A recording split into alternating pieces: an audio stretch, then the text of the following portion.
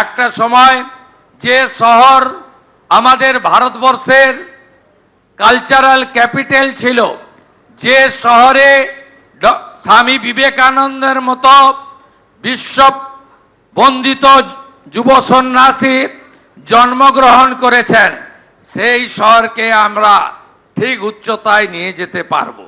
তাই আগামী 15 থেকে যে কর্মসূচি কমিশনার মহোদয়া এবং মাননীয় মন্ত্রী ঘোষণা করেছেন, আপনাদের সকলের সহযোগিতা আমি প্রার্থনা করি। আমি নিজে 17 তারিখে গঙ্গার পার্শ্ববর্তী এলাকা স্বচ্ছতাতে আপনাদের সঙ্গে সকালে থাকব এবং 18 তারিখে আমি ভবানীপুর বিধানসভা কেন্দ্রেও সকালবেলা প্রত্যুষে আপনাদের সঙ্গে থাকব।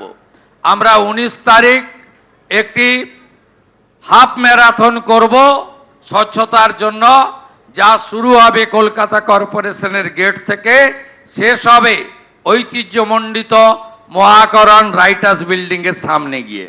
সেখানেও আপনাদের সবাইকে উপস্থিত থাকার জন্য অনুরোধ করব। রাজ্যের যুব কল্যাণ দপ্তর এবং বিভিন্ন স্পোর্টস অর্গানাইজেশন কলকাতা পুলিশকে বিশেষ দায়িত্ব নিয়ে এই ম্যারাথনটি সংগঠিত করার জন্য আমি অনুরোধ জানাবো।